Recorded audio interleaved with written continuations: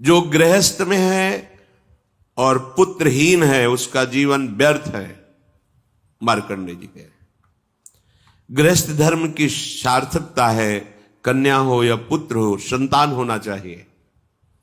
यदि नहीं तो फिर वैराग्य भावना लेकर के दोनों भजन करो, संस्कार लो, गृहस्थ धर्म का त्याग करके वानप्रस्थ या संन्यास वैष्णव जो भी भावना बने भगवत मार्ग का अनुसरण करो, काम बन जाएगा।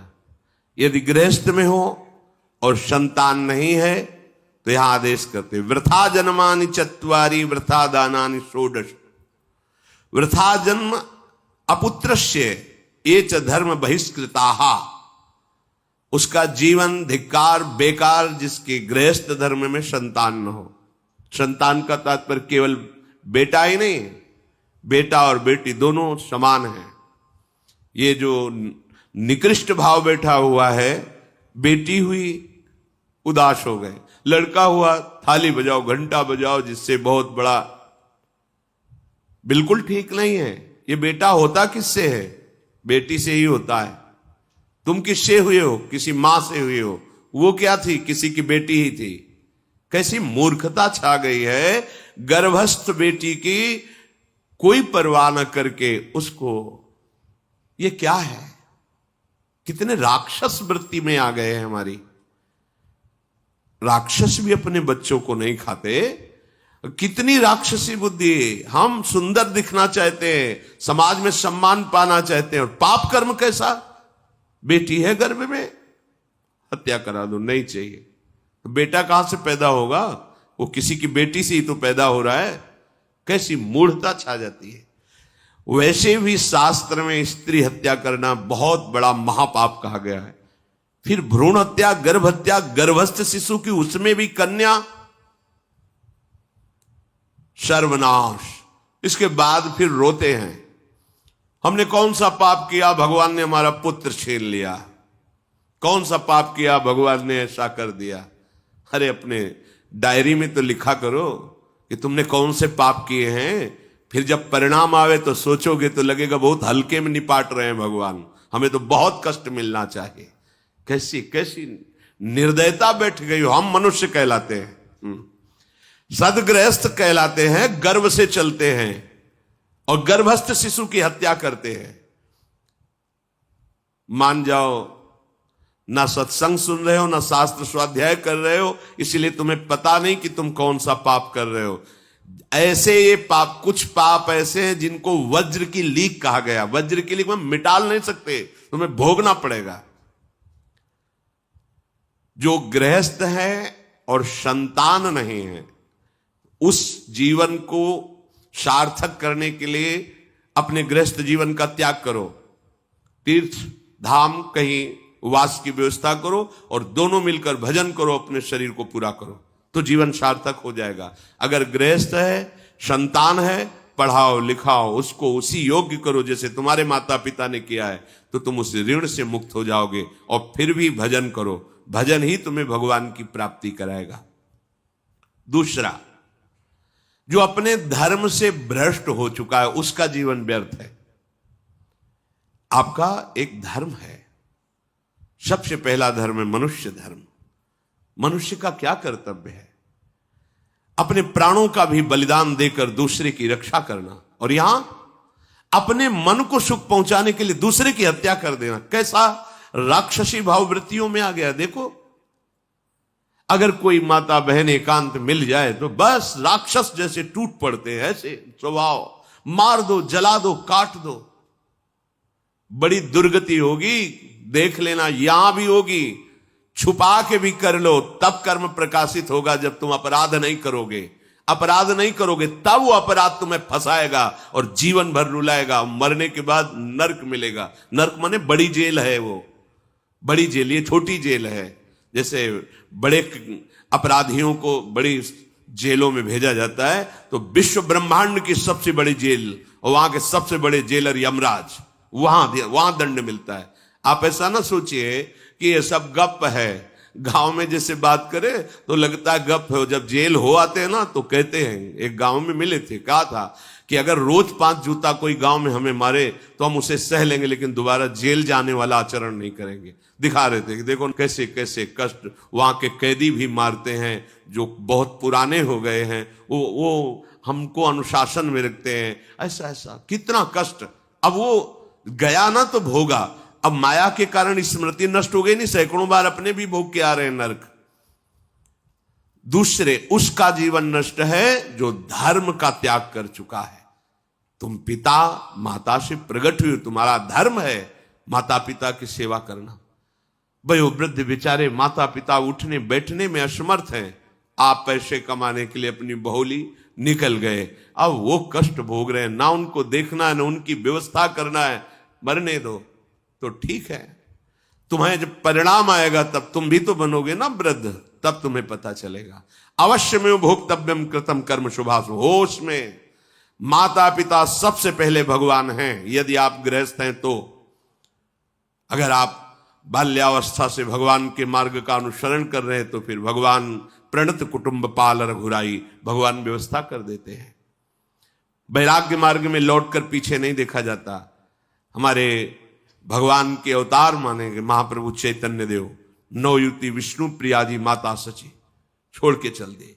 आद्य गुरु भगवान शंकराचार्य भगवान के अवतार मां केवल छोड़ के चल दिया। भगवान के मार्ग में यदि ऐसे चले तो भगवान संभाल लेते हो, परम पद मिलता है 21 पीढ़ियों को। मां तो बिल्कुल नजदीक है, 21 पीढ़ियों को भगवत प्राप्ति हो जाती है। और शब्द है प्रणत कुटुंब पाल रघुराई, भगवान स्वयं उसके परिवार का पोषण करते हैं। पर यदि गृहस्थ धर्म में हो और अपने माता पिता का त्याग कर दिया, उनकी सेवा नहीं करते, वो दुख भोग रहे, तो नरक यंत्रणा मिलेगी और जीते जी तुम उन्नति को प्राप्त नहीं हो सकते। तुम्हें भले उन्नति दिखाई देती हो, बाद में परिणाम देख लेना आप। तीसरा, जो दूसरों के भोजन छीनने की चेष्टा में रहता है, कैसे इसका धन अपहरण कर लें, कैसी जमीन अपहरण कर लें, कैसे इसकी अव्यवस्था पैदा कर दें इसके जीवन में, जो केवल अपने ही सुख को देखता है उसकी दुर्गति होती है। तीसरा, उसका जीवन व्यर्थ है। जो दूसरों के सुख का अपहरण करके सुखी होना चाहता है, सदैव केवल अपने सुख में डूबना, सोचना कैसे मैं सुखी हो जाऊं, अधर्माचरण करूं, छीन लूं, क्या करूं, कैसे करूं, उसका जीवन व्यर्थ है। और चौथा, जो आए हुए साधु महात्मा अतिथि का अनादर कर देता है, अपमान कर देता है, सारे सुकृत नष्ट हो जाते हैं। ये 4 का जीवन बिल्कुल व्यर्थ हो जाता है। इनको असत जीवन कहा गया है, वृथा जीवन कहा गया है। ये 4 दोष कभी हृदय में ना आने पावे। आरूढ़ पतिते दत्तो मन्यायोपहृतम चेयत, व्यर्थम तु पतिते दानम ब्राह्मणे तस्करे तथा। बहुत ध्यान देने योग्य बात। जो वानप्रस्थ या विरक्त भाव संन्यास ले लेते हैं और कुछ वर्ष चलने के बाद मैं तो इस पे नहीं चल पाऊंगा लौट जाते, उन्हें घोर नरक की प्राप्ति होती है। कुछ भी कर लो, ये भारी अपराध तुम्हें नरक की प्राप्ति कराएगा। एक बार एक सन्यासी जी ने कहा था कि हमने गुरुजनों से सुना है कि यदि वचन से संकल्प ले ले कि बस अब कुछ महीने बाद हम सन्यास ले लेंगे और विरक्त होकर भगवान का भजन करेंगे, और यदि वो ऐसा नहीं करता तो उसे चंद्रायण व्रत रहना चाहिए, तब उस पाप से मुक्त होगा। चंद्रायण व्रत कहते हैं प्रतिपदा को 1 ग्रास, द्वितीया को 2 ग्रास और अमावस्या को 15 ग्रास, फिर नीचे घटाते चले जाओ, 14, 13, 12, 11, ऐसे पूर्णिमा को पूर्ण 1 महीने से उपवास रहने से हम सन्यास लेंगे। इस बात के अपराध का, उसको सन्यास लिया नहीं, केवल घोषणा कर दी थी। और जो सन्यास ले लिया, या वानप्रस्थ, वानप्रस्थ कहते हैं पत्नी के सहित विरक्त होकर भजन करना।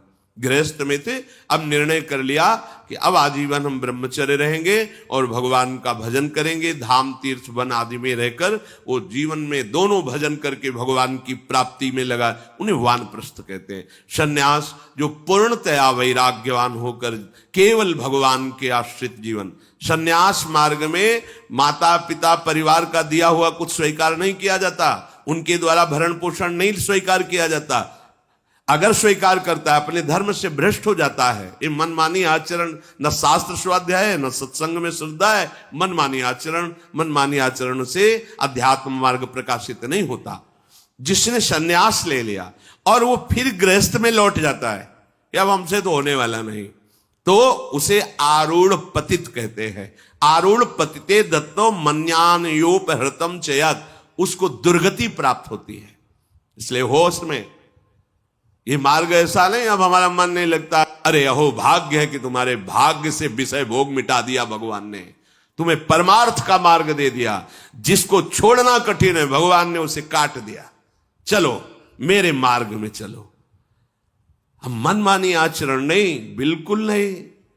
यहां शास्त्र आदेश करता है, ऐसे नहीं होना चाहिए कि 4 दिन हुए कपड़ा उतार दिया, कपड़े बदल लिए, 5वें दिन फिर उसी पोशाक में। तो जानते हो इससे क्या होगा? जीवन भर कुछ कर लो, दुर्गति प्राप्त होगी।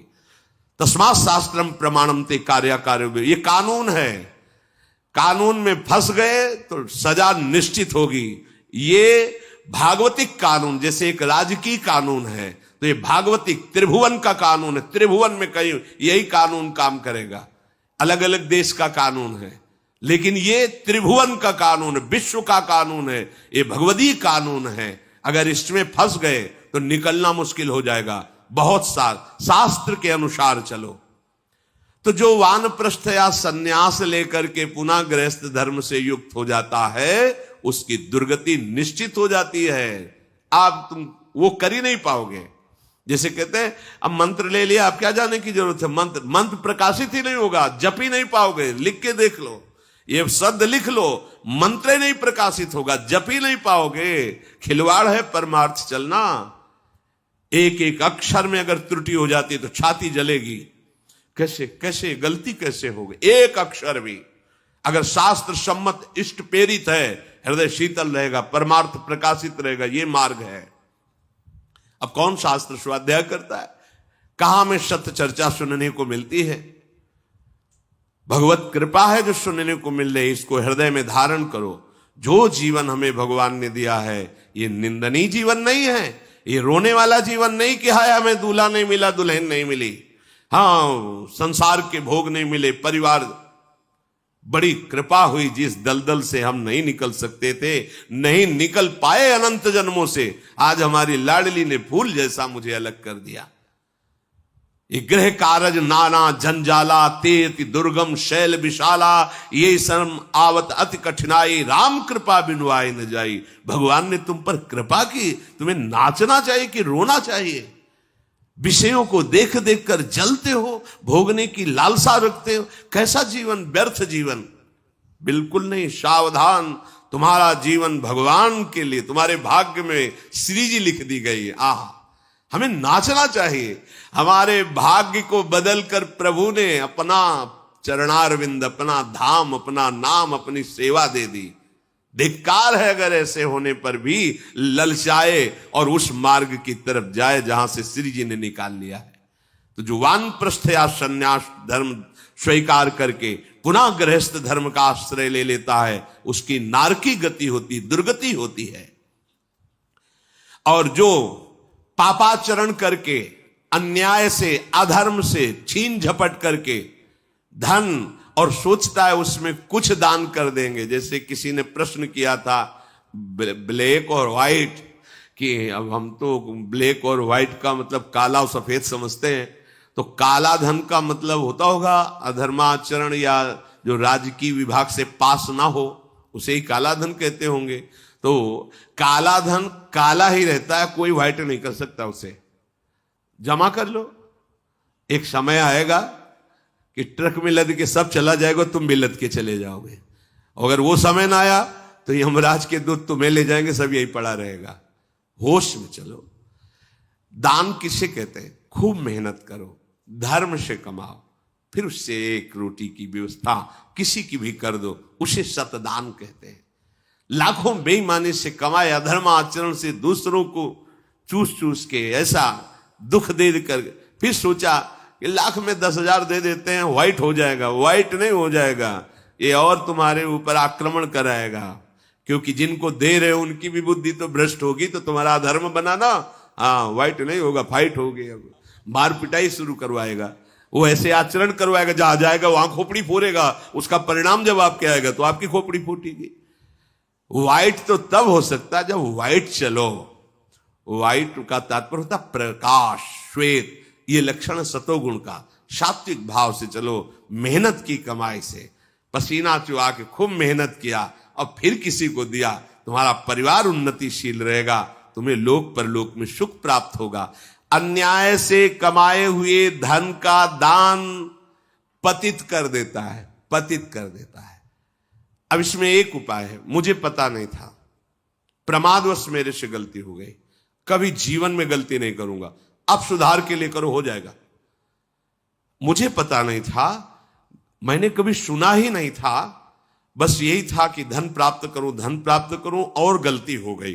अब मुझे पता चला कि मैंने गलत किया है, तो आप अब लो नशानी, अब ना नशे करो, गौ सेवा, संत सेवा, ठाकुर सेवा, गलती आगे से नहीं करूंगा।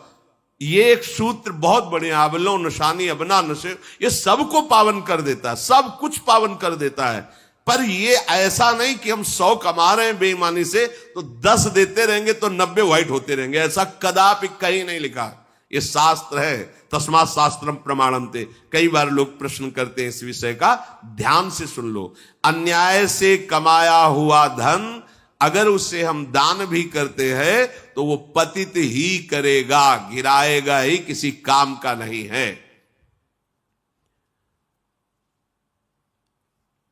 आगे वर्णन कर रहे हैं कि धर्म से कमाया हुआ दान अगर ऐसे को दोगे तो वो भी व्यर्थ हो जाएगा। कैसा?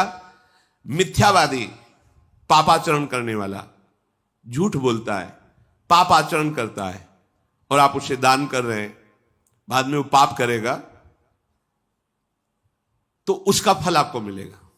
उसके पाप के बढ़ावे में आप साझेदार हुए, आपका जो दान था उसके पाप में बढ़ावा देगा, आपको उसको साझेदारी का फल भोगना पड़ेगा। कृतज्ञ, जो दूसरे के किए हुए को उपकार को नहीं मानता, अभिमानी और मदिरा पान करने वाला, अब आपसे पैसा लिया, शराब पिया, गंदे आचरण किए, आप उसके हिस्सेदारी बने। ऐसा थोड़ी दान की कोई मांग रहा है दे दो, बहुत पात्र और अपात्रता का निर्णय करके दिया जाता है। ऐसे नहीं कि मांग रहा है तो देना ही पड़ेगा, नहीं, हमें अधिकार समझ में आवे कि हमारे द्वारा दिए हुए धन का सदुपयोग हो रहा है, वहां पात्र देख करके धन आदि का दान किया जाता है।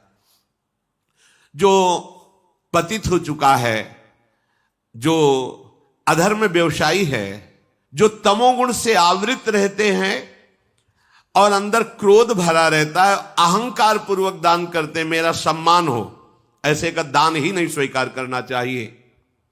ऐसे का दिया हुआ दान व्यर्थ हो जाता है, उसे निश्चित अन्य योनियों में जाके कष्ट भोगना पड़ता है। तामसी अहंकारी दान करने वाला परिणाम में दुख ही भोगता है।